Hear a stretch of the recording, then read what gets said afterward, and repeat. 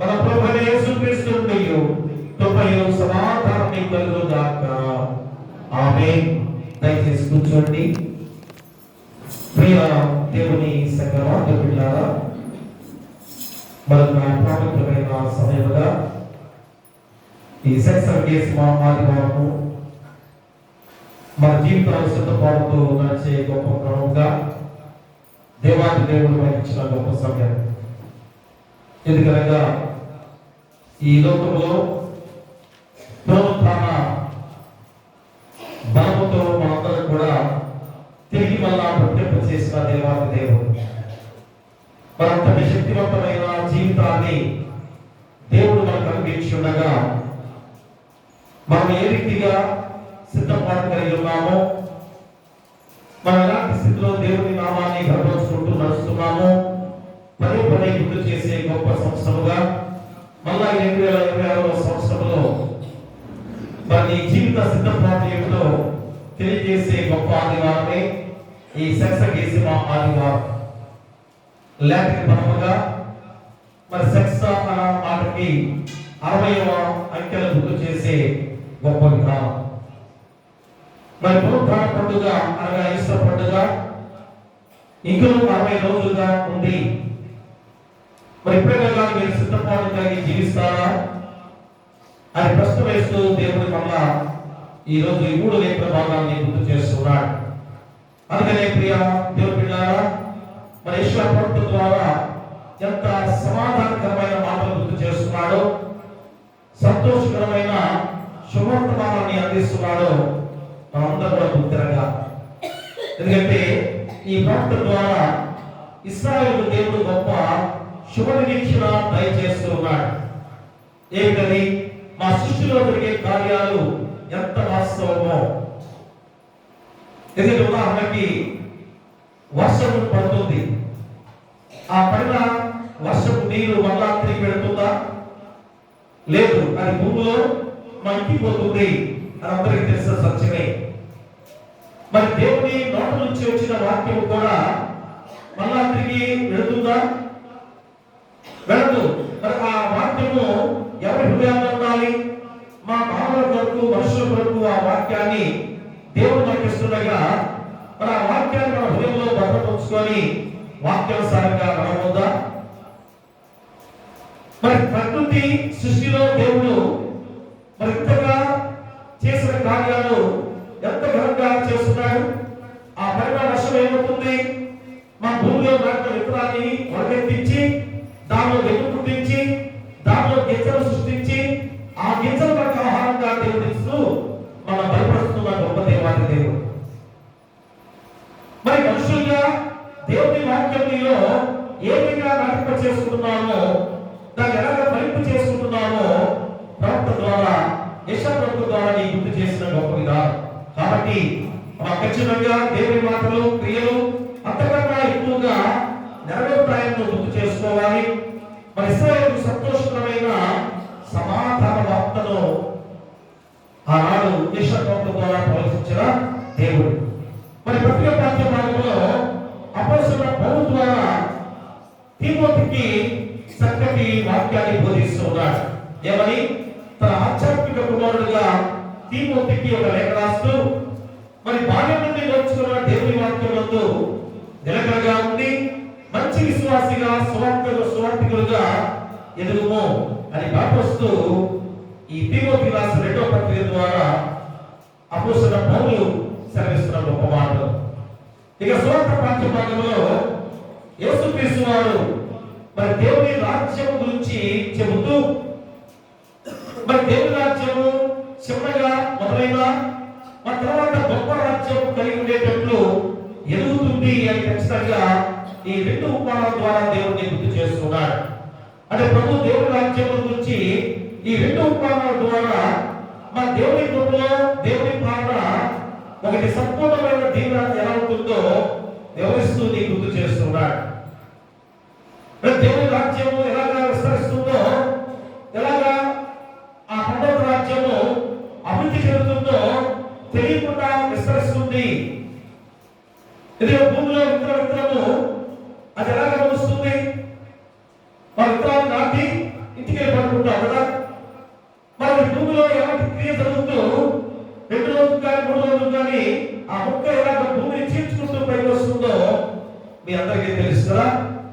మరి రోజు దేవుని రాజ్యం కూడా ఆ విధంగా దాని చేసుకుంటూ ఎంతగా విస్తరింప చేసుకునేదిగా ఉన్నదో గుర్తు చేస్తున్నాడు ఈ రోజు వాక్యం ద్వారా.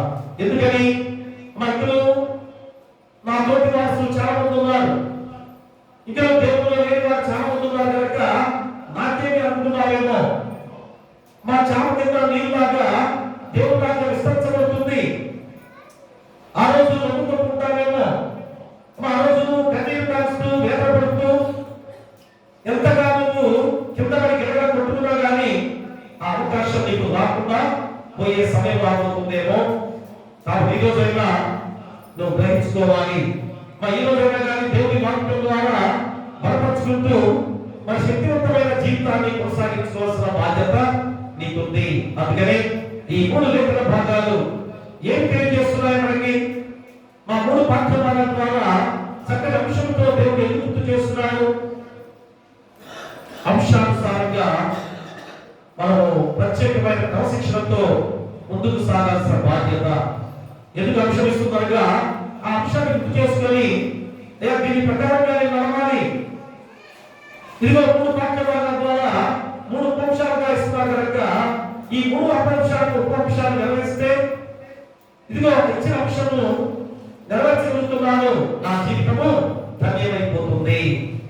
అందుకనే ఈరోజు మన 3 లేఖన భాగాల ద్వారా యెషయా చెప్పిన మాటలు కానీ, అపోస్తలుడైన పౌలు తిమోతికి చెప్పే మాటలు కానీ, యేసుక్రీస్తు వారు దేవుని రాజ్యం గురించి చెప్పిన ఆ గొప్ప ఉపమానాలు కానీ దేవుని గురించి నీకు చెబుతుంది అనగా రక్షణార్థమైన జ్ఞానముతో ఫలించి అభివృద్ధి పొంది వర్ధిల్లుట.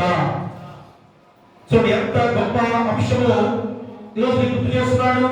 రక్షణార్థమైన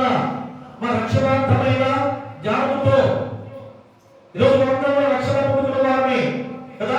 మన ఉపవాసకుడిలో కూడా మీ ఇంటికి రక్షణే కదా, ఆ వాక్యాన్ని మనం గుర్తు చేస్తున్నాం. మరి ఫలింపు జీవితము మరి ఎప్పుడైతే రక్షణ పొందుకుంటామో మనం ఫలించే వారిగా ఉండబోతున్నామని గుర్తు చేస్తున్న వాక్యాన్ని మన ఉపవాసకుడిలో మనం చెప్పుకున్నాం. మరి ఆ రక్షణ పొందుకునేవాడిగా నువ్వు ఉన్నావు లేదో ఒకసారి ఆలోచన చేస్తే మరి ఈ రోజు ఈ యొక్క 3 వాక్యాల ద్వారా ఏం తెలియజేస్తున్నాడు? రక్షణార్థమైన జ్ఞానంతో ఫలించి అభివృద్ధి పొంది వర్ధిల్లుట. ఇంత గొప్ప దీవెనకరమైన రక్షణ అందరికి కూడా ఇచ్చి ఉండగా నువ్వు ఫలించి అభివృద్ధి పొంది వర్ధిల్లే వారికి ఉండవద్దా? చూడండి, వాక్యంగా చూసినట్లయితే యెషయా గ్రంథం 55వ అధ్యాయం, యెషయా గ్రంథము 55వ అధ్యాయంలో 10-11 వచనాలు చదవండి. వర్షమును హిమమును ఆకాశం నుండి వచ్చి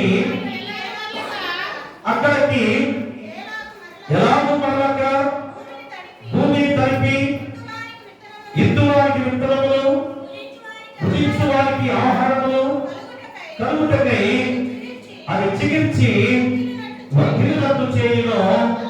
అలాగే నా నోటి నుండి వచ్చు వచనములు ఉండును.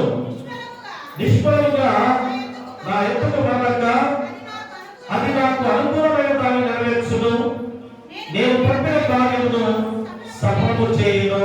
ప్రియ దేవుడా, చూడ వాక్యం ఎంత చక్కగా వివరిస్తూ మనకు గుర్తు చేస్తున్నాడు.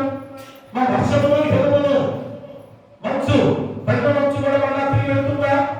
పైన వర్షం మళ్ళా తిరిగి వెళ్తుందా? అది ఆ విత్తనాన్ని ఏ విధంగా బలపరిచి ఆ విత్తనాన్ని వర్ధిల్లించేదిగా చేస్తున్న గొప్ప సందర్భం. ఎంత ఫలింపు జీవితాన్ని ఇస్తుంది. మరి దాని ద్వారా వచ్చే ఆహారం మనం ఎలాగ భుజిస్తున్నాం? మరి నీ ద్వారా దేవుడు ఇచ్చిన ఆ వాక్యము, దేవుడి నోటి నుంచి వచ్చే ఆ మాటలు మరి నీ ద్వారా ఎలా నెరవేర్చబడ్డారు? అది ఈరోజు ఈ యొక్క మూల వాక్యం ద్వారా నీకు గుర్తు చేస్తున్నాడు.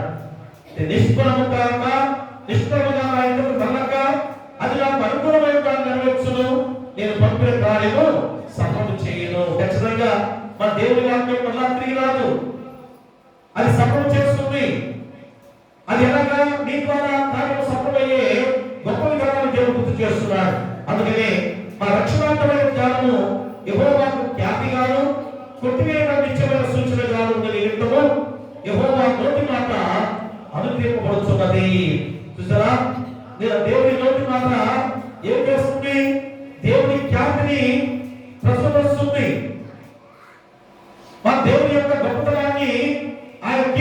ప్రజలు చేస్తుంది. మరి ఉందా? అది నీ ద్వారా, నా ద్వారా, అందరి ద్వారా జరగాల్సిన గొప్ప విధానం. ఎందుకంటే ఆ విత్తనాన్ని వర్షం ద్వారా దేవుడు ఎంతగా ఫలింపు చేస్తుంటే మా మనిషిగా నువ్వేం చేయాలి? సఫలం చేయవద్దా? దేవుని వాక్యం ద్వారా నీలో ఆ వాక్యం ఒత్తిడి విధంగా ఉండవద్దా? అదే గుర్తు చేస్తున్నాడు. అందుకని ఒక విత్తనం నాటితే అది మొలిచి చిగిర్చి ఎదిగి పెద్దదై ఫలిస్తుంది కదా. చిన్న విత్తనాలు నాటితే ఎంత పెద్ద వృక్షములుగా మనకి నేర్పిస్తున్నాయో మనం చూస్తున్నాం. మరి దేవుని వాక్యం అంతకన్నా శక్తి కలదు కదా. ఆ వాక్యం నీ హృదయంలో నాటింపచేసినప్పుడు అది ఎలాగా ఫలింపు జీవితంతో నువ్వు నడుస్తున్నావు ప్రియాదేవుడా. కాబట్టి అది మొలిచి చిగిర్చి ఎదిగి పెద్దదై ఫలిస్తుంది అనేది మనందరికీ కూడా తెలిసిన విషయమే. మరి దేవుని వాక్యము అనగా ఆయన మాట ద్వారా విత్తనం మొలిచి చిగిర్చి మా ఫలించి ఒత్తిడవలసింది ఎవరనగా మనమే. అలాంటి ఫలింపు జీవితం ఉంటే మనకే మంచిది. మన జీవితాలే నిత్య జీవానికి వారసులుగా ఉండే గొప్ప విధానం. అంతేగా దేవుడికి ఏమి లాభం లేదు. మరి మనకు వచ్చే లాభం కొరకే మన దేవుడు ఎంతగా నీ కొరకు త్యాగం చేస్తున్నాడు, నీ కొరకు ఎంతగా దేవుని వాక్యం ద్వారా బలపరుస్తున్నాడు. కాబట్టి ఎప్పుడైనా గుర్తు చేసుకొని మనందరం కూడా ఇప్పుడైనా దేవుని వాక్యాన్ని హృదయంలో భద్రపరుచుకొని ఖచ్చితంగా అభివృద్ధి చెందే వారిగా ఉండాలి. మనం భరించి అభివృద్ధి పొంది ఒత్తిడే వారిగా ఉండాల్సిన బాధ్యతను గుర్తు చేస్తున్నాడు. అలాగా మరి అభివృద్ధి చెందే వారిగా ఉండాలంటే మరి ఏమి అనుసరించాలి, ఏది పాటించాలి, ఏది పాటిస్తే భరించి అభివృద్ధి పొంది ఒత్తిడే వారిగా ఉంటారు. అదే మూడు వాళ్ళ యొక్క మాటల ద్వారా గుర్తు చేస్తున్నాడు. ఒకటి, రక్షణాత్మకమైన జ్ఞానంతో దేవుని వాక్యాన్ని విని వర్ధిల్లుతా. నేను మొట్టమొదటి దేవుని వాక్యాన్ని విని వర్ధిల్లుతా. ప్రియ దేవులారా, చూడండి యెషయా గ్రంథంలో 55వ అధ్యాయంలో 10వ వచనం చదవండి. వర్షములు హిమములు ఆకాశం నుండి వచ్చి అక్కడికి ఎలాగూ మరలక భూమిని కలిపి విత్తువానికి విత్తనములు భుజించువానికి ఆహారములు కలుగుటకై అది చిగిర్చి వర్ధిల్లుటకు చేయును. అలాగే నా నోట నుండి వచ్చినప్పుడు ఉంటుందో. చూడండి, ఆ జంతువుకి తెలుసు కదా, భూమిలో నాటిన విత్తనము వర్షం పడే విధంగా ఆలోచన చేస్తారు. రైతులందరూ ఏం చేస్తారు? మా విత్తనాలు విత్తిన తర్వాత వర్షం పడితే చూస్తారయ్యా, ఇప్పుడు వర్షం పడితే బాగుండు అనుకుంటారు కదా. మరి దేవుడు ఆ కార్యం చేస్తున్నాడు, మా వర్షాన్ని ఇస్తున్నాడు. ఆ వర్షం ఏమవుతుంది? ఆ భూమిలో పడి ఆ విత్తనాన్ని ఫలింపు చేసి ఎంతగా అభివృద్ధి చేసి దాని ద్వారా వచ్చే ఆహారాన్ని మనకి ఆహారంగా ఇస్తున్న దేవాది దేవుడు. మరి దేవుని నోటి నుంచి వచ్చే ఆ వచనాలు, మా దేవుని వాక్యము ఎలాగా నీలో ఫలింపు చేస్తుంది, ఫలింపు జరుగుతుంది. అది నీవు నేనుగా అందరూ కూడా దాన్ని జాగ్రత్తగా ఆలోచన చేసుకొని ఆ ఫలింపుగా చేసుకునే వారికి ఉండాల్సిన బాధ్యత మనది. అందులో ఎంతో భూమిలో పడి మొలిచి చికిత్స వదిలినట్టు నీరు, వర్షము, హిమము ఎలాగో అలాగే దేవుని వాక్యం ఆయన నోటి నుండి వచ్చినప్పుడు కూడా ఉంటుంది. ఖచ్చితంగా మా చెబుతున్న మాటలే. మరి దేవుని మాట ముళ్ళ చెట్టుకు మొదలుగా దేవదారులు, దృఢముండి చెట్టుకు మొదలుగా గొంజి వృక్షములు ఎరటం చూచి పొలంలోని చెట్లన్నీ చప్పట కొట్టుచు అను భోజనాన్ని సూచితంగా నెరవేర్చడం అనేది అనేక మంది విశ్వాసుల జీవితాల్లో మనం చూస్తున్నాం. మా ఇష్టపడితే ఎంత చక్కగా దీన్ని గుర్తు చేస్తున్నాడు. మా దేవుని నోటి నుంచి వచ్చే వచనాలు, దేవుని నోటి నుంచి వచ్చే ప్రతి మాట ఏమవుతుంది? చూడ 11వ వచనంలో ఎంత చక్కగా దాన్ని గుర్తు చేస్తున్నాడుగా. ఉన్న చెట్లకు మొదలుగా దేవదారు వృక్షములు మోచులు, దొరగొంది చెట్లకు మొదలుగా గొంజి వృక్షములు ఎదుగులు. అది యెహోవాకు ఖ్యాతిగాను ఆయన కొట్టివేయబడిన నిత్యమైన జ్ఞాపక సూచనగాను ఉండదు. అంటే దేవదారు వృక్షము అలాగే గొంజి వృక్షములు మరి ఎంత చక్కటి ఆ వృక్షాన్ని దేవుడు ఎందుకు గుర్తు చేశారు రోజు అని దాన్ని మనం ఒకసారి ఆలోచన చేసుకుంటే, మా దేవదారు వృక్ష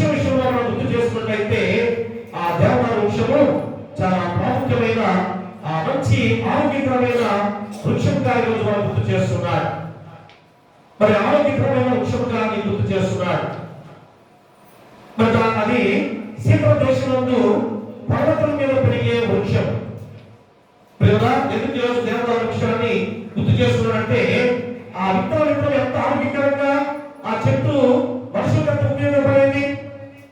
అందుకని నీ పొడవుగాను చిన్నగా పెరుగును ఇవి ఎక్కువగా దేవాలయానికి ఉపయోగించారు. దీన్ని ఈ చెట్టుని యొక్క ఆ పలకల్ని దేవాలయానికి ఎక్కువగా ఉపయోగించారు. దేవతాంత 2వ గ్రంథంలో 3వ అధ్యాయంలో 5వ వచనంలో ఆ మాటలు ఉన్నాయి చూడండి అక్కడ.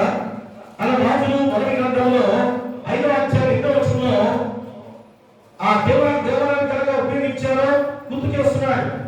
అలాగే 6వ అధ్యాయం 15, 34 వచనాల్లో కూడా మరి దేవదారు వృక్షం యొక్క ఆ పలకలని అంటే ఎంతో పెద్ద పలకలుగా ఉంటుంది. మరి దాన్ని ఉపయోగించిన సందర్భాన్ని ఈ రోజు మనకి తెలియజేస్తున్నాడు. అది 70 అడుగుల పొడవుగా ఎదిగే చెట్టు.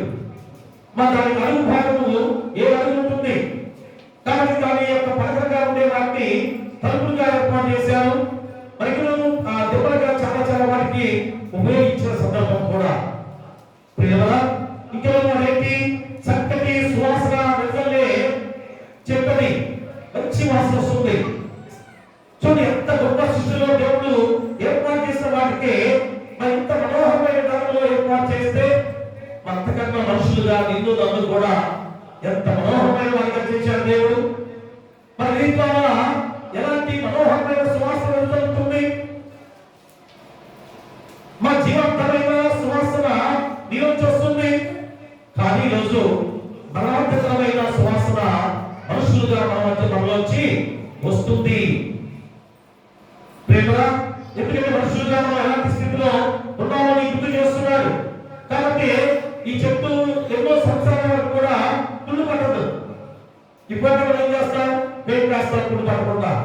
కానీ ఇదే పట్టణంలో ఎన్నో సంవత్సరాల వరకు కూడా ఆ చెట్టు యొక్క ఆ కొమ్మలు అంటే ఆ చెక్కలు ఏ మాత్రం కూడా తుళ్ళు పట్టకుండా ఉండే గొప్ప విధానము. అందుకని ఈ చెట్టు ఏమంటారు, యెహోవా వృక్షము అనే పేరు పెట్టారు. మరి ఈ చెట్టుకి ఏం పెట్టారు, యెహోవా వృక్షం పేరు పెట్టారు. ఇంకా అరబీలు దీన్ని దేవుని చెట్టు అని పిలిచేవారు. ఇది ఎక్కడ హిమాలయ ప్రాంతాల్లో దక్షిణ ఇండియాలో ఎక్కువగా పెరిగే చెట్టుగా ఉంది.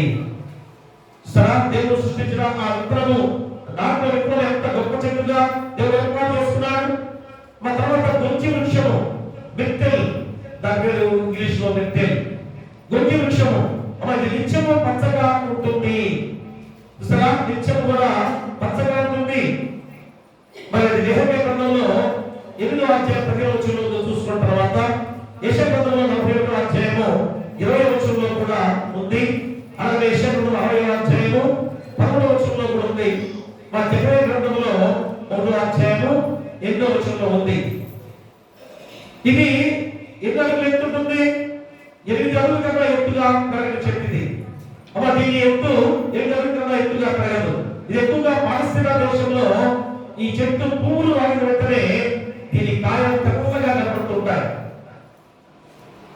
మరి కాసేపటికి కొద్దిసేపటికి మళ్ళా నలుపు రంగులోకి మారుతూ ఉంటాయి. ఆ వాటిని ఏం చేస్తారంటే మా ఎంటాకుల్ని పొడుగు చేసి నూనెతో కలిపి ఏం చేస్తారు, చిన్నపిల్లలకు రాస్తుంటారు. ఎంత ఆరోగ్యం. ఇప్పుడు మనము ఏదో ఖరీదైన సబ్బులు తీసుకొచ్చి పిల్లలకి ఆ సబ్బుతో స్నానం చేస్తూ ఉంటాం కదా, మా బిడ్డ ఆరోగ్యవంతులుగా ఉండాలని. కానీ ఆ కాలంలో దేవుడు సృష్టించిన ఆ సృష్టిలో భాగమైన ఆ చెట్టు మా ఎంటాకుల్ని నూనె నూనెతో కలిపి ఆ బిడ్డకు రాస్తే ఎంత ఆరోగ్యకరంగా ఉంటుందో. ఇంకా ఏం చేస్తారు, ఎంటాకుల్ని ఆ యొక్క పరుపులో పెట్టి కుట్టి పరుపు కింద వేసుకున్నారు. ఆ పరుపునే పరుపుగా చేసుకుని వేసుకుంటారు. దిండులో తరగతిగా దిండు కూడా ఆ దిండులో ఆకులు కుట్టుకొని దిండుగా చేసుకుని తరగతి పెట్టుకుంటారు. ఎందుకని మనలో ఉన్న బలహీనతలు రుగ్మతలు అన్ని కూడా పోవడానికి ఆ చెట్టుకి ఇచ్చిన ఆరోగ్యకరమైన కాలం చూడండి. ఎందుకంటే ఈరోజు ఈ వృక్షాలను చెబుతున్నాడు దేవుడు. మనకు ఆక్సిజన్ ఎక్కడి నుంచి వస్తుంది, ఆ వృక్షాల నుంచే కదా. దేవుడు నీ కొరకు సృష్టించిన ఆ సృష్టి నుంచి దేవుడు ఎంతగా దేవుని పోలికతో సృష్టించిన నీవు నేను మనము ఎలాంటి స్థితిలో జీవిస్తున్నామో ఆలోచన చేసుకోవాల్సిన వాక్యము ప్రియ దేవుడారా. అందుకని ప్రియ దేవుడారా, ఈరోజు ఆ వృక్షాలు సైతం కూడా మరి ఎలాంటి చక్కగా దేవుని మాటలు నెరవేరుస్తూ ఉన్నాయో, మరి దేవుని మాట నీవు నెరవేరుస్తున్నావా? మా కఠిన హృదయాలను దేవుని వాక్యం ద్వారా రుజుపరుచుకోవాలి. అందుకని ఆకాశం నుండి వచ్చే నీరు ఎలాగో వల్లక ఆకాశంలో వెళ్ళలేదో, అలాగే వాక్యం కూడా నిష్ఫలంగా తిరిగి దేవుని ఎదురు చేరకూడదు. మరి ఎన్ని రోజులు నీ వాక్యాన్ని దేవుని వాక్యాలుగా మరి ఎన్ని రోజుల నుంచి దేవుని మాటలు వింటున్నావు?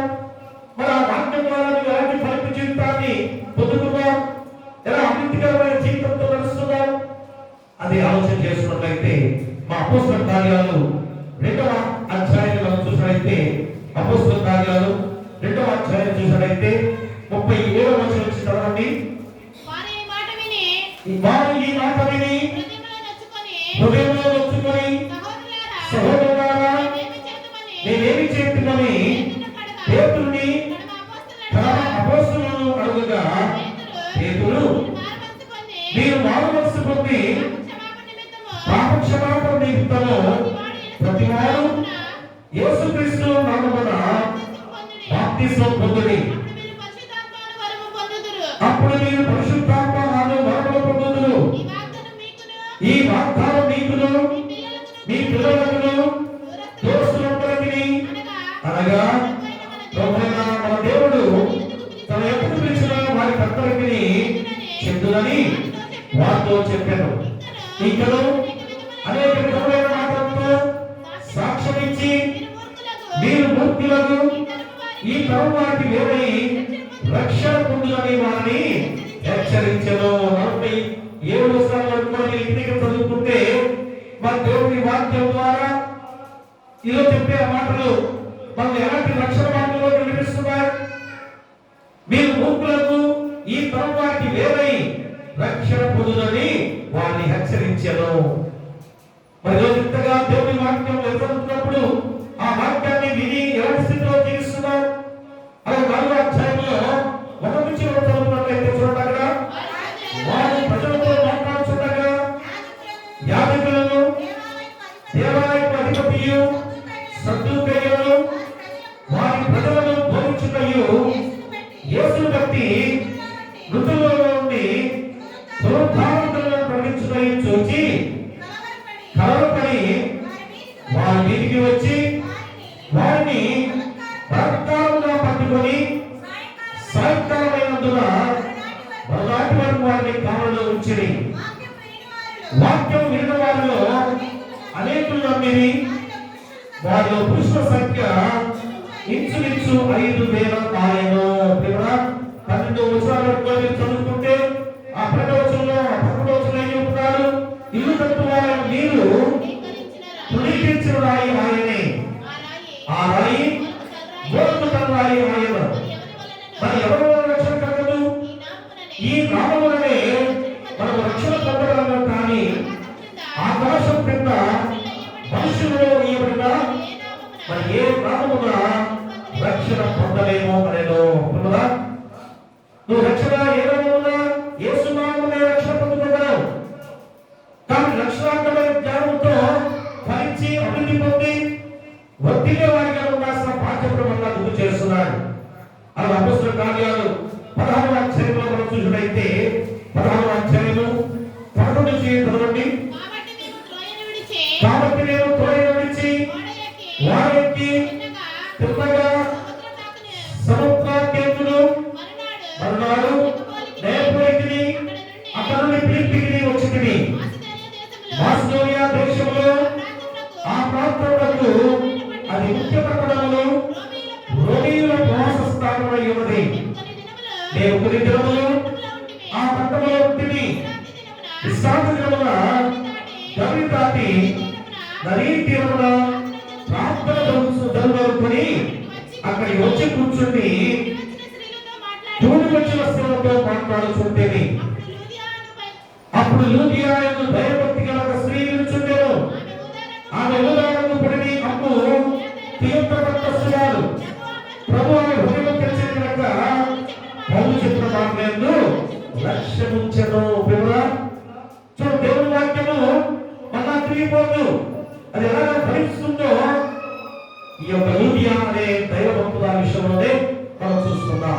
నేను అపరిశుద్ధులను దేవుని వాక్యాన్ని బోధిస్తున్నాడు. ఎవరింటున్నారు అనుకున్నారేమో కదా. ఇదిగో లూదియా అనే ఈ స్త్రీ, మా భయభక్తి అనే ఒక స్త్రీ నిలుచుండేను. ఆ హృదయాన్ని దేవుడు తెచ్చాడు. ఎంత పైపు జరిగిందో చూసారా దేవుని వాక్యం. ఈరోజు మనం అనుకుంటున్నామేమో దేవుని వాక్యం ఇంతగా వెళ్తలు పడుతున్నా కానీ ఎవరు మాట్లాడే, ఎవరు మామూలు స్మృతిగా అనుకుంటున్నావా?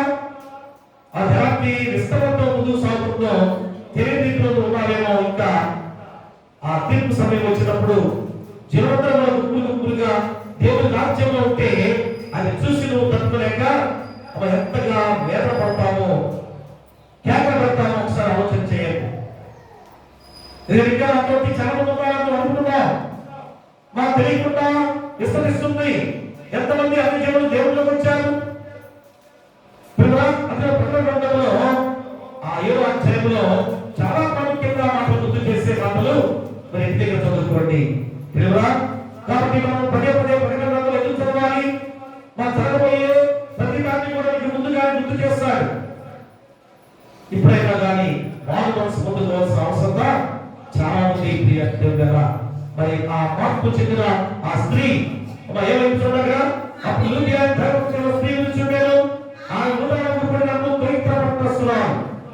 ప్రభు ఆమె హృదయం తెచ్చిన కనుక ప్రభు చెప్పిన మాటలను రక్షించను.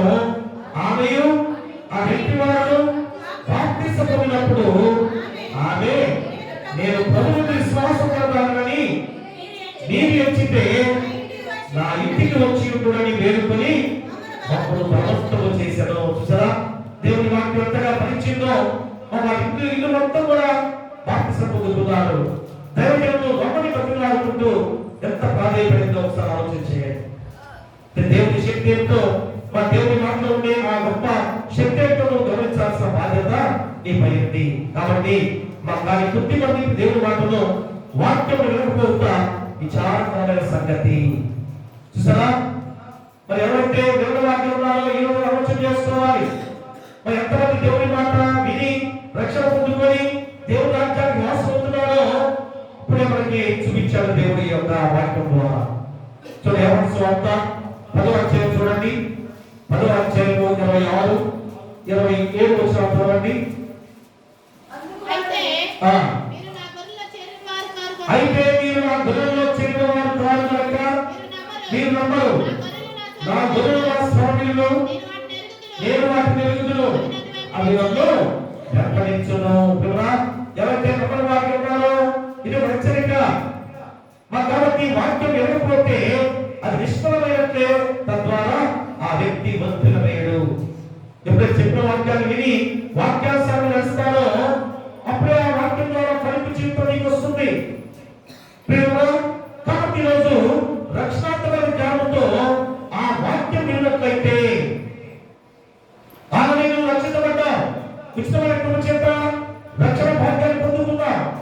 అలాంటి రక్షణ పొందుకున్న వాళ్ళు కూడా ఏం చేయాలి?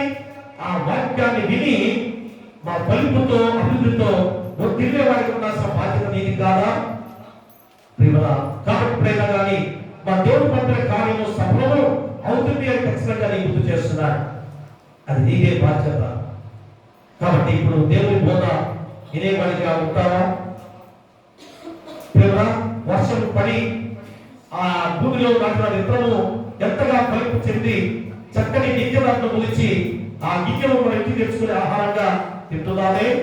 మరి దేవుని వాక్యము నీలో ఎలా ఫలింపు జరిగింది ఒక్కసారి ఆలోచన చేసుకొని ఇప్పుడైనా కానీ దేవుని వాక్యాన్ని విని ఫలింపుతో ముందుకు సాగే బాధ్యత నీపై ఉంది. ఇక రెండవదిగా మనం చూస్తే రక్షణాత్మక జ్ఞానముతో హితబోధ మాత్రమే వినాలి. ఇందాకేమో ఏమన్నాడు? దేవుని వాక్యం విని వర్ధిల్లాలి. ఇప్పుడు ఏమన్నాడు? హితబోధ మాత్రమే వినాలి. హితబోధ అంటే అర్థమైంది ఆరోగ్యకరమైన బోధ, మంచి బోధ. మా నోటి మాటతోటి అందరూ వాక్యం చెప్పొచ్చు. మాయ మంత్రాలతో మిమ్మల్ని వాక్యం ద్వారా బలహీనంగా మార్చవచ్చు. ఎందుకు మాట్లాడుతున్నారు? ఒక్కసారి మీరు ఆలోచన చేయండి. నేను చెప్పే మాట కాదు, ఈరోజు వాక్యం ద్వారా మీకు చూపిస్తున్నారు. మా కథలు చెబుతూ చమత్కారమైన కథలతో మిమ్మల్ని భయపడిస్తూ ఆకర్షింపజేస్తున్నారు చాలా మంది కూడా. కాదా? అమ్మ నువ్వే వచ్చుకుంటున్నావు. ఎక్కడైతే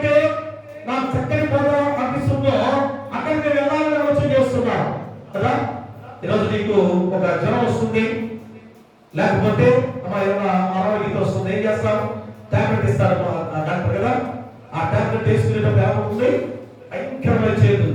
చాలా మంది అయ్యో వేసుకుని అంటారు కదా. పిల్లలు చాలా మంది కూడా టాబ్లెట్ వేసుకున్నాం, అది చేదుగా అంటారు. ఆ చేదే ఏమైంది? నీ యొక్క జీవితానికి ఆరోగ్యకరంగా మార్చింది.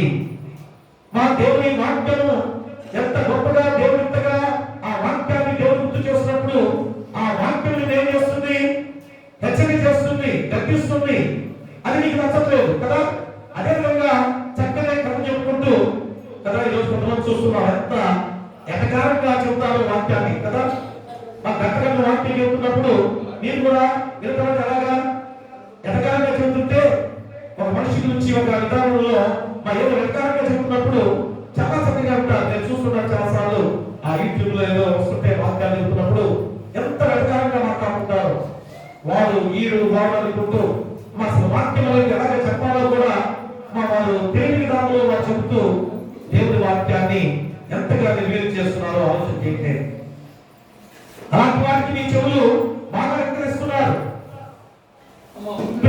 అదే రోజు అపోస్తలుడైన పౌలు ద్వారా తిమోతికి తెలియజేస్తున్నాడు.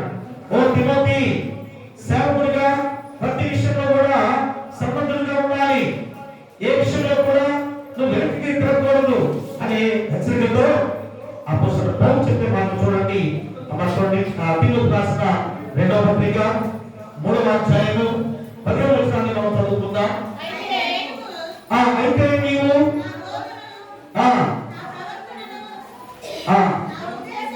నా ఉద్దేశమును, నా విశ్వాసమును, నా దీర్ఘశాంతమును తిమోతికి రాసిన 2వ పత్రిక 3వ అధ్యాయము 15వ వచనం. క్రీస్తు యేసునందు ఉంచవలసిన విశ్వాసము ద్వారా రక్షణార్థమైన జ్ఞానము నీకు కలిగించుటకు శక్తిగా పరిశుద్ధ లేఖనములలో బాల్యం నుండి నీవెరుగుదు కనుక నీవు నేర్చుకుని రూఢిగా తెలుసుకున్నవి ఎవరి వల్ల నేర్చుకుంటేవో ఆ సంగతి తెలుసుకొని వాటి యందు నిలకడగా ఉండము. ఎంత హెచ్చరికగా చెబుతున్నాను. చాలా చక్కని మాట. ఏమని? రక్షణార్థమైన జ్ఞానం నీకు కలిగించుటకు శక్తిగా పరిశుద్ధ లేఖనములను బాల్యం నుండి నీవు వెలుగుదు కనుక నువ్వు నేర్చుకుని రూఢి అని తెలుసుకున్నవి ఎవరి వల్ల నేర్చుకుంటేవో ఆ సంగతి తెలుసుకొని వాటి యందు నిలకడగా ఉండము. అంటే జనులు హితబోధను, ఆరోగ్యకరమైన బోధ విషయంలో ఎలా ఉన్నాడో మళ్ళా నీకు గుర్తు చేస్తున్నారు. హితబోధ అంటే మంచి బోధ, ఆరోగ్యకరమైన బోధ కావాలి.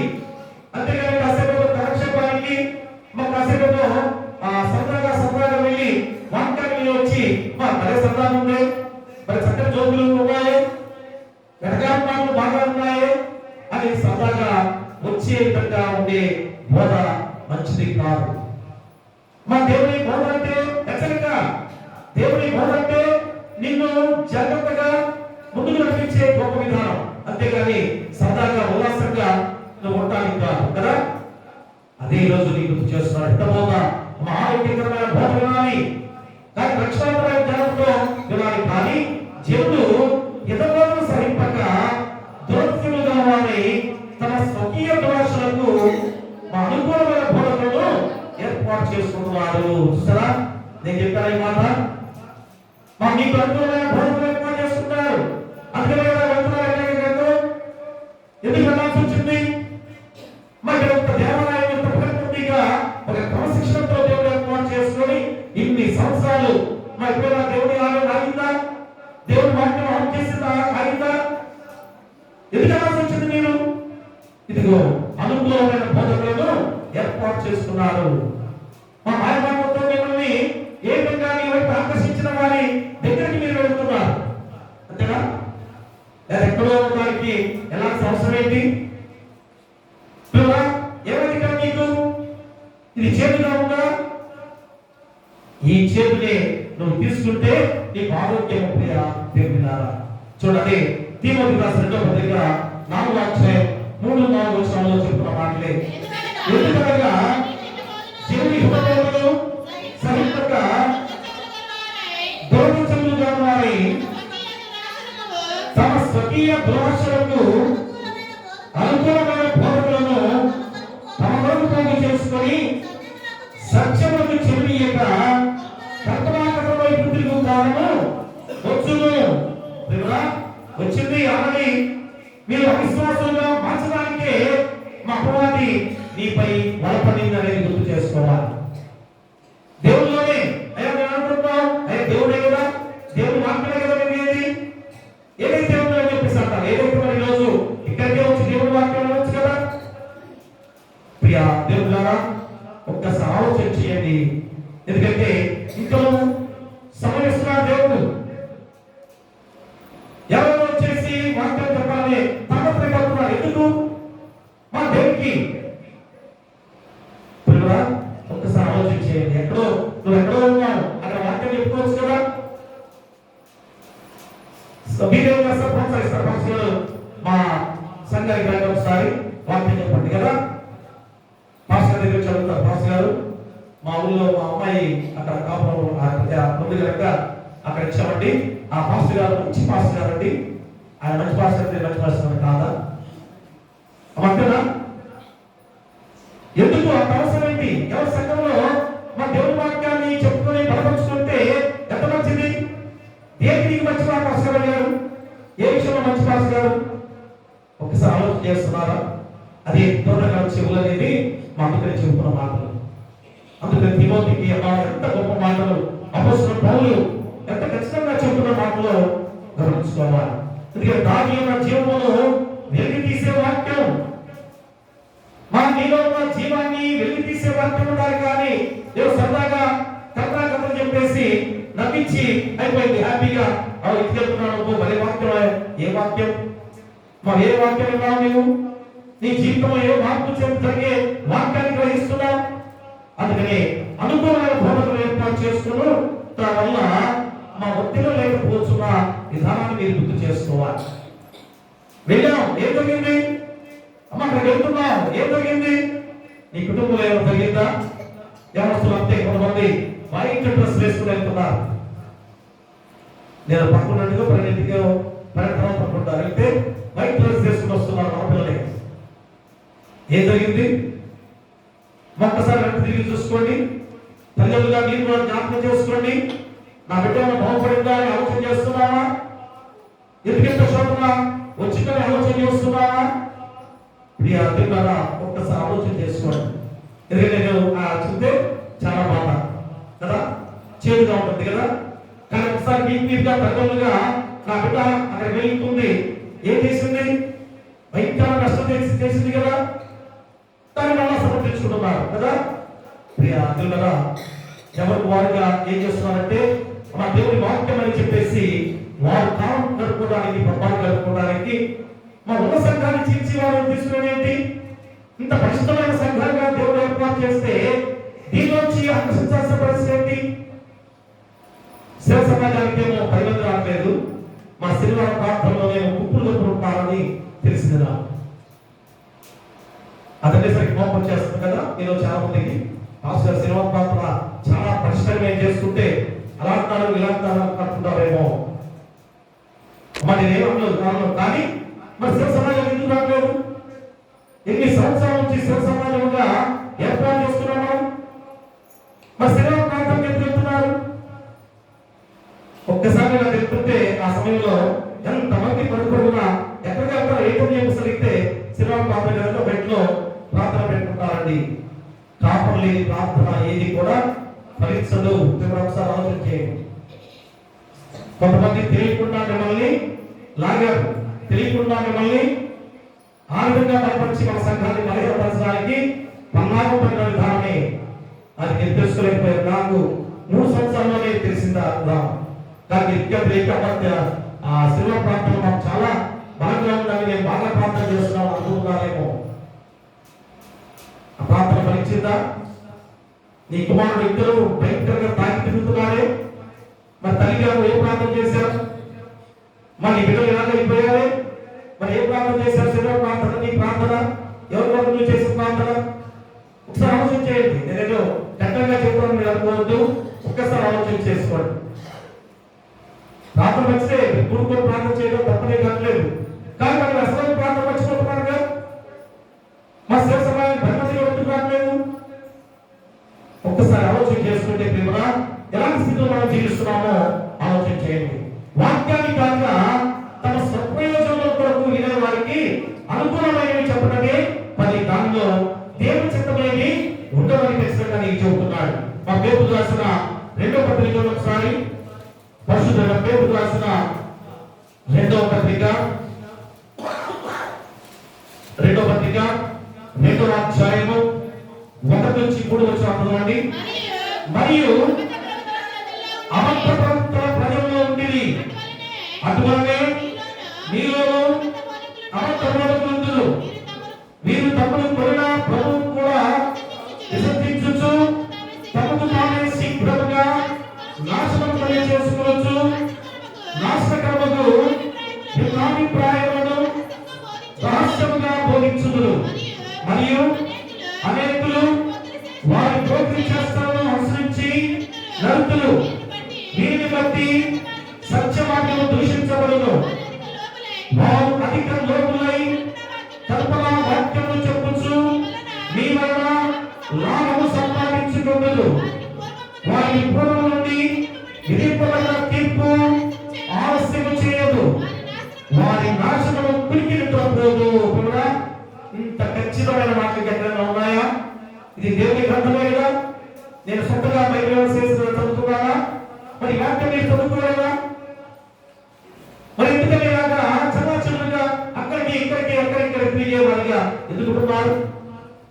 మరి ఇంత గొప్ప వాక్యం ప్రతిరోజు కూడా వాక్యం దేవుని ఆలయం ఉంటుండే ఆ సదవానికి ఎందుకు చూసలేకపోతున్నారు? అక్కడ 5 గంటల కూడా ఉంటున్నారంట కదా. ఎలా వెళ్తున్నారు? ఒక అరగంట మన దేవాలయంలో కూర్చోడానికి ఎంత బాధ కలుగుతుందో కదా. ఈ హెచ్చరిక ఎందుకు చేయాల్సి వచ్చిందంటే మా దైవ సేవకుడిగా నా బాధ్యత అది ఖచ్చితంగా చెప్పాల్సిందే. అదే మా అపోస్తలుడు పౌలు తీమోతికి చెబుతూ చెప్పే గొప్ప మాటలు ఏమంటారు చూడండి కదా. 4వ అధ్యాయము 1 చదవండి. దేవుని ఎదుటను సజీవులకును మృతులకును తీర్పు తీర్చు క్రీస్తు యేసు ఎదుటను ఆయన ప్రత్యక్షతోడు ఆయన రాజ్యముతోడు నేను ఆనబెట్టి చెప్పినదేమనగా వాక్యము ప్రకటించును సమయమందును అసమయమందును ప్రయాసపడును. సంపూర్ణమైన దీర్ఘశాంతముతో ఉపదేశించుచు ఖండించుము బుద్ధి చెప్పుము. దైవ సేవకుడు ఖచ్చితంగా ఖండించాలి, సరిదిద్దాలి, బుద్ధి చెప్పాలి. మీరు ఎదురు తిరిగినా పర్లేదు, కొద్దిగా పర్లేదు కదా. మా దైవ సేవకుడుగా ఖండించుకున్నా పర్లేదు. ఎందుకంటే దేవుని వాక్యం ఖచ్చితంగా నీకు అర్థమవ్వాలి, దేవుని వాక్యం పలుపు జరగాలని ఖచ్చితంగా దేవుని ఏర్పాటు చేస్తున్న సేవకులం మేము కదా. అందుకని పైన కూడా మా ఇంకా గొప్ప మాట చెప్తున్నారు తీమోతికి అపోస్తలుడైన పౌలు. చూడండి 16వ వచనం చూడండి. దైవజనులు సన్నద్ధులై ప్రతి సత్కార్యములకు పూర్ణముగా సిద్ధపడి ఉన్నట్లు దైవావేశమున కలిగిన ప్రతి లేఖనము ఉపదేశించుటకును ఖండించుటకును తప్పుదిద్దుటకును నీతియము శిక్ష చేయుటకును ప్రయోజనకరమై ఉన్నది. ఖచ్చితంగా నేను ఖండిస్తున్నప్పుడు మీరు విధేయతగా ఆ వాక్యాన్ని స్వీకరిస్తే ఫలింపు జీవితం కలుగుతుంది. ఎప్పుడైతే ఆ వాక్యం చెప్పినప్పుడు పాస్టర్ గారు ఏంటి మాట్లాడుతున్నాడని మీ హృదయంలో బాధపడితే మీకే నష్టం కదా. కాబట్టి దేవుని వాక్యాన్ని దేవుడు సేవకుడిగా నేను చెబుతున్నాను కానీ వేరే వాక్యం కాదు. దాన్ని ఎదగానికి ఎంత కాలంగా ఉంటారు కదా. వెతకాలంగా చెప్తున్నా చెప్పండి కూడా. నేను తర్వాత ఇప్పుడు మీకు ప్రత్యేకంగా చూపిస్తాను. వెతకాలంగా ఈ వాక్యాలు వెతకాలని చెప్తే చాలా చక్కగా ఉంటారు. మన సంఘంలో మనం చెప్పడానికి వీరలేదు. ఎందుకంటే ట్రైనింగ్ ద్వారా మన క్రమశిక్షణతో కూడిన వాక్యాన్ని, దేవుని వాక్యాన్ని వెతకాలన్న మాటలతో చెప్పకూడదు కాబట్టి కానీ ఆలోచన చేసుకొని హితబోధ మాత్రమే వినేవాడిగా ఉండాలి. ఇక మూడవదిగా మనం చూసినట్లయితే రక్షణాత్మక జ్ఞానంతో ఫలించి అభివృద్ధి పొంది వద్దులుంటే దేవుడు ఆచరిస్తాడా? దేవుడు ఆచరిస్తాడా అంటే ఎక్కడో దొరుకుతుందని అనుకుంటున్నావా?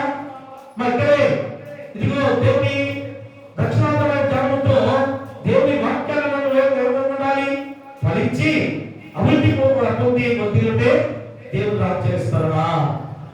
వివరా అంతమంది ప్రణగంధంలో అంతమంది సైన్య సమూహంగా ప్రజలు అక్కడ ఉన్నారంటే ఇదిగో ఈ యొక్క వాక్యాన్ని పరిచయ అభివృద్ధితో వదిలిన జీవితాలే దేవుడు ఆచరిస్తారా? అదే మార్కు సువార్త 4వ అధ్యాయము 27-30 వచనాలు చదవండి. మార్కు సువార్త 4వ అధ్యాయం 27వ వచనము. మరియు ఆయన ఒక మనుషుడు భూమిలో ఉంటవచ్చి రాత్రి పగలు నిద్రపోవచ్చు మేల్కొనొచ్చు ఉండగా వారి తెలివినీతిగా విత్తనము మొలిచి పెరిగినట్లే దేవుని రాజ్యం ఉంది. 30వ వచనంలో ఉంది. మరియు ఆయన దేవుని రాజ్యం ఎప్పుడు వచ్చేదను, ఏ ఉపమానంతో దాన్ని ఒప్పించదను, అది ఆవగించడం పోయి ఉన్నది. రెండు ఉపమానాలు చెప్తున్నాడు ఇక్కడ. ఆ రెండు ఉపమానాలు కూడా దేవుని నుంచి పర్వత పర్వాన్ని గురించి ప్రభు చెప్పిన ఈ రెండు ఉపమానాలు మార్కు మాత్రమే రాశాడు. ఈ రెండు ఉపమానాలు మార్కు మాత్రమే రాసిన ఈ చక్కని ఉపమానాలు ఏమి కనుక విత్తనం నాటిన వారికి తెలివిగా మొలిచి పెరిగినట్లే దేవుని రాజ్యం అది. సో ఏం చేశారు? ఒక మనుషులు భూమిలో విత్తనం చల్లి రాత్రి పగలు నిద్రపోవచ్చు నేర్చుకుంటుండగా మీరందరూ వ్యవసాయం చేసేవారే ఏం చేస్తారు? తొలగి వర్షం పడగానే దున్నుతారు. దున్నిన తర్వాత ఏం చేస్తారు? విత్తనాలు నాటి ఇంటికి వెళ్ళిపోతారు. అది ఎన్నో రోజుకి, ఎప్పుడో రోజుకో, రెండో రోజుకో, 4 రోజుకు వస్తుంది కదా. అక్కడ ఏం చేస్తారు? హ్యాపీగా నిద్రపోతారు. ఏమైనా పని చేస్తారా? ప్రశాంతంగా నిద్రపోతారు. ఇక 3వ రోజుకి వర్షం పడకపోతే బాధపడతారు కదా. ఇక వర్షం పడకపోతే చాలా నష్టం అయిపోతుంది, విత్తనాలు పడిపోతాయి అనుకుంటారు. కానీ దేవుని మార్గంలో మా దేవుని యొక్క ప్రభుత్వం అందరూ కూడా ఆ దేవుని యొక్క నామంలో ఉన్నవారుగా ఉంటే వాతావరణ మార్పులు కూడా జరిగేది కాదు. ఈరోజు మనం దేవునికి విరుద్ధమైన విధానంలో జీవిస్తున్నాం కనుకనే వాతావరణ మార్పులు కూడా సంభవిస్తున్నాయి. తరపు వర్షం బాగా పడుతుంది కనుక విత్తనాలు జనంలో నాడుతున్నాం. తర్వాత వర్షం పడకుండా అల్లాడిపోతున్నారు కదా. ఎన్ని సంవత్సరాల నుంచి అలాగా అయ్యో వర్షం పడలేదే అని చెప్పేసి చాలా మంది బాధపడుతూ మళ్ళా తిరిగి విత్తనాలు నాటివారిగా ఉన్నారు. ఎందుకని? ఈ వాతావరణ మార్పులు కూడా దేనికి వచ్చాయి? మనుషుల ప్రభావం వల్లే. కాబట్టి ఈరోజు ఈ ఉపమానంలో ఎంత గొప్ప మాట గుర్తు చేస్తున్నాడు. విత్తనాలు నాటిన వారికి తెలివిగా మొలిచి పెరిగినట్లే దేవుని రాజ్యం ఉంది. మా నాటిన విత్తనము ఏమవుతుంది? మా నాటిన భూమిలో కాలం జరిగిస్తుంది, దానిలో జీవం ఉంది. ఆ జీవనం దేవుడు ఏర్పాటు చేసింది. విత్తనాలు ఎవరు పనిచేస్తావా? భూమిలో విత్తనాలు నాటుతున్నావు. నాటిన తర్వాత మొక్క పొలాలని ప్రయత్నం చేస్తున్నావా? ఏమి చేయవు కదా. అది నాటిన విత్తనం భూమిలో ఆ కార్యాన్ని సాధించుకుంటూ మా భూమిని తీర్చుకుంటూ వస్తుంది కదా. ఎంత భూమి గట్టిగా అరినా కానీ అలాగే గోడకి ఎక్కడో చెట్టు వస్తుంది, ఎక్కడో మంత ప్లాస్టిక్ వేసా కానీ ఎంత గట్టిగా కాంక్రీట్ వేసా కానీ ఆ గోడను చీల్చుకొని బయటకు వచ్చింది ఆ మొక్క. ఆ బయటకు వెళ్ళి చూడండి. చూడండి ఎంత శక్తి దేవుడు ఇచ్చాడు. ఆ విత్తనంలో దేవుడు అంత జీవాన్ని ఆ శక్తి ఇచ్చాడు. మరి ఈరోజు అంత శక్తివంతమైన మాట, దేవుని మాట నీ హృదయంలో నాటింప చేసిన తర్వాత నువ్వు ఎంత శక్తివంతుడిగా ఉండాలి. ఎంత గొప్ప ఉపమానం దేవుడిని గుర్తు చేసినప్పుడు ఆ వాక్యాన్ని వింటున్నారా ప్రియ దేవుడా? అలాగే రెండో ఉపమానం ఏం చెప్తున్నాడు? ఆవగింజ. మా ఆవగింజ ఎంత చిన్నది, చిన్న ఇత్తనం కదా. అంత చిన్న ఇత్తనం ఏమవుతుంది?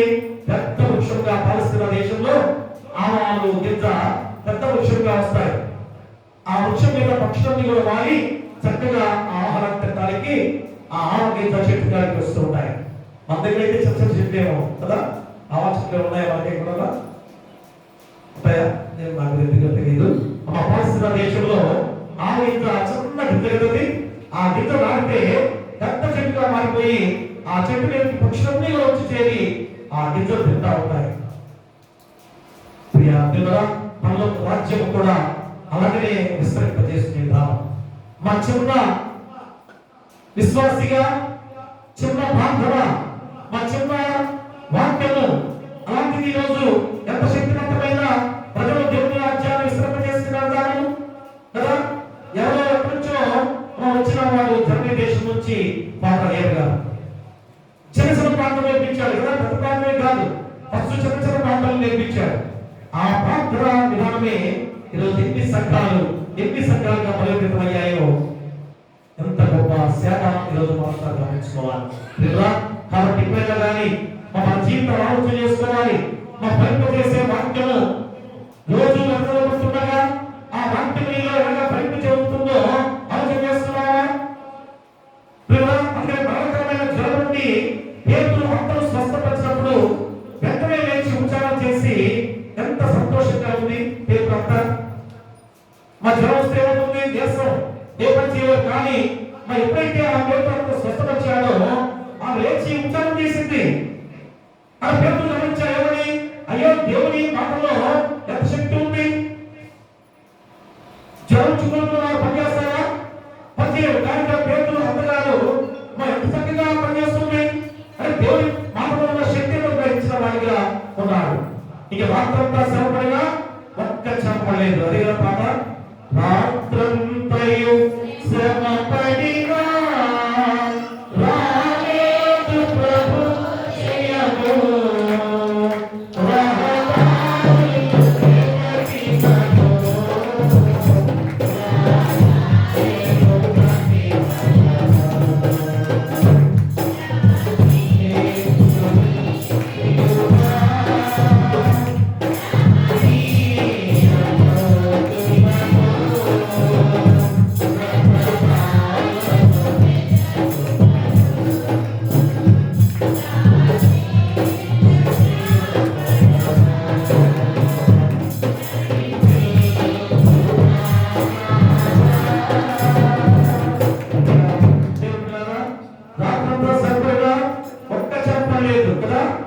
ఆయన మాట విని కుడివైపున వల వేయండి.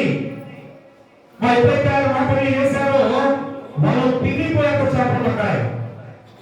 దేవుని మాటలో, దేవుని వాక్యంలో ఎంత శక్తి ఉందో మీకు గుర్తు చేస్తున్నాడు. అంటే ఫలించిన విత్తనం పేరులో ఫలించిన చూపించిన సందర్భాన్ని ఈరోజు మనం గుర్తు చేస్తున్నాడు. అలాగనే ప్రియ దేవులారా, ఒకసారి గమనించినట్లయితే లూకాసు వార్త 5వ అధ్యాయం చూడండి. లూకాసు వార్త 5వ అధ్యాయంలో 4వ వచనం చైతన్యంతో చదవండి. ఆయన బోధించి చాలించిన తర్వాత లోపలికి నడిపించి చేపలు పట్టుటకు నీ వల వేయడానికి సీమోనుతో చెప్పగా, సీమోను లేనివాడా, రాత్రంతయు ప్రయాసపడితిమి కానీ మాకేమీ దొరకలేదు. అయినను నీ మాట చొప్పున వల వేయుమని ఆయనతో చెప్పారు. వలలు చేసి విస్తారమైన చేపలు పట్టిరి. అందుచేత వారి వలలు పీడిపోచుండగా వారు వేరొక తోటలో తమ భార్యను వచ్చి తమకు సహాయం చేయవాలని వారికి సంజ్ఞ చేసిరి. వారు వచ్చి 2 దోణులు ఉన్నట్లు నింపిరి. సీమోను పేతురును చూచి యేసు మోకాళ్ళ ఎదుట సాగిలపడి, ప్రభువా, నన్ను విడిచిపోము, నేను పాపాత్ముడని చెప్పాను. చూసారా ప్రియ దేవులారా, యేసుక్రీస్తు లేదనుకున్నాడు, చనిపోయాడుకున్నాడు కదా. కానీ ఆయన తిరిగి వచ్చి, అయ్యా, మీరు ఎందుకు ఇంత శ్రమపడ్డా కానీ ఎందుకు చేపల పాటలు పడలేదు, నన్ను చేర్చుకోలేదు, నేను మీరు గుర్తలేదు, నా వాక్యాన్ని మీరు గ్రహించలేని వారికి ఉన్నారు కనుక ఒక్క చేప పడలేదు కదా. ఎంత నైపుణ్యం కలిగిన వారి చేపల్లో, వారి చేప పట్టులో చాలా ప్రాముఖ్యత కలిగిన వారు. అలాంటి వారికి రాత్రంతా శ్రమపడిన ఒక్క చేప పడలేదు. ఎక్కువగా రాత్రుల్లోనే పడతాయి చేపలు. అలాంటిది ఒక్క చేప పడలేదు. యేసుక్రీస్తు వారు వచ్చి ఇదిగో ఈ వైపున వేయండి అన్నప్పుడు వారు ఎదురుతారు. కానీ అయ్యా, రాత్రంతా మేము వేసి వదిలేసాం, ఒక్క చేప పడలేదు. అయినా కానీ నీ మాట మాత్రం మేము వేస్తామని వేశారు. ఎంత అద్భుతం జరిగింది ప్రియాదులారా. ఇప్పుడు ఆలోచన చేసుకుంటే మన యొక్క జీవితాలు మన ఎలాంటి స్థితిలో ఉన్నాయో ఒకసారి ఆలోచన చేసుకొని మనందరం కూడా అదే ఒక మార్క్స్ వార్తలో కూడా ఒక వ్యక్తి ఎలాంటి వాడో ఒక్కసారి గుర్తు చేసుకొని వాక్యాన్ని ముగిద్దాం. మార్క్స్ వార్త 10వ అధ్యాయము 10వ వచనంలో ఒకసారి, ఆయన బయలుదేరి మార్గంలో పోతుండగా ఒక పరిగెత్తుకుని వచ్చి ఆయన ఎదుట మోకాళ్ళని, సంబోధకుడా, నిత్య జీవ వాసులకు నేను ఏమి చేయను అని ఆయన్ను అడిగాను ఎవరా అందరూ తెలుస్తుంది కదా. పరిగెత్తుకుని వచ్చాడు. ఆయన నిత్యం పొందుకోవడం ఏం చేయాలి? యేసుక్రీస్తు వారు ఎంత చక్కగా చెప్పాడయ్యా, ఆ ఆజ్ఞలు పాటించాలన్నాడు. చిన్నప్పటి నుంచి ఆజ్ఞలు పాటిస్తున్నారు అని చెప్పాడు. అయితే నువ్వేం చేయాలి?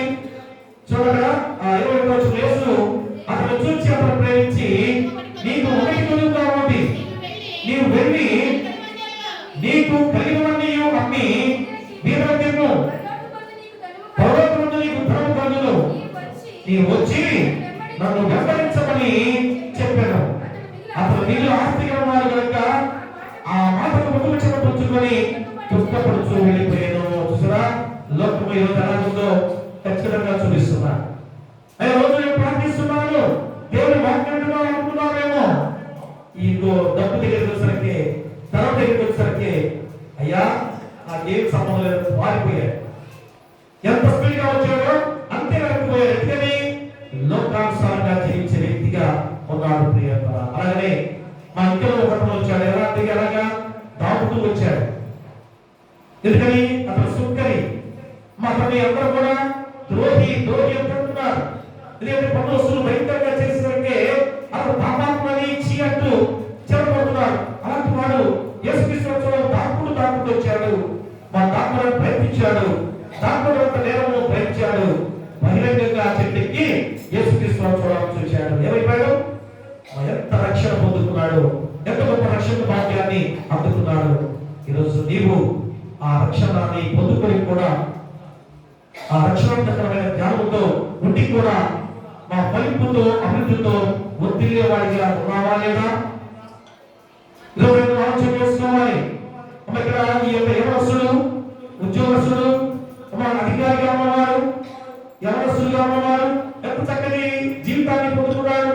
చిన్నప్పటి నుంచి నేను దేవుడు అని చెప్పాడు. కానీ నీ ఆస్తంతా కూడా అమ్మి ఎదురమించి నన్ను వెంబడించు, పరలోక రాజ్యంలో నీకు ధనం ఉంది అంటే వింటారా? మీరు వింటారా?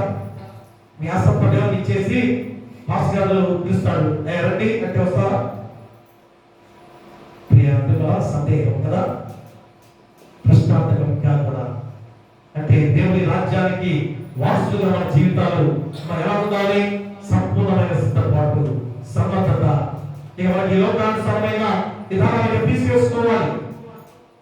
మా దేవుడే నాకు శరణము, మా దేవుడే నాకు నిత్య నివాసము, ఆ దేవుని సన్నిధిలోనే గడిపే గొప్ప యోగ్యత అని భావించి నువ్వు సిద్ధపడితే ఖచ్చితంగా ఆ ఫలింపుతో అభివృద్ధితో ఒత్తిడి ఆ జీవితమే నిత్యరాజ్య వాసులుగా చేస్తుంది.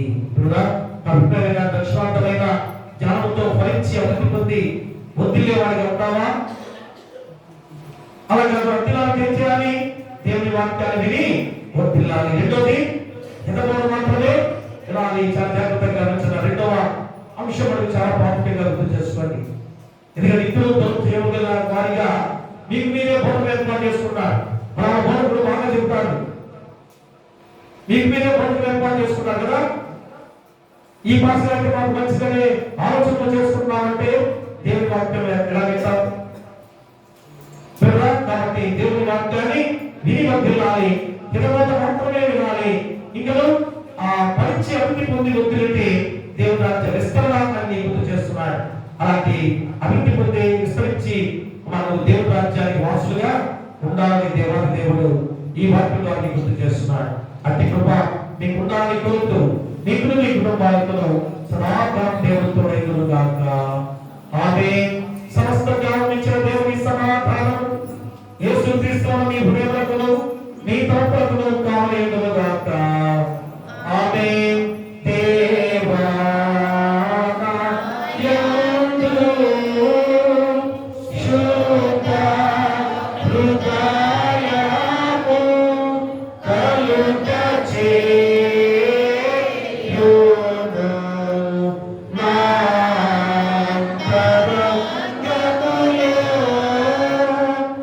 Ina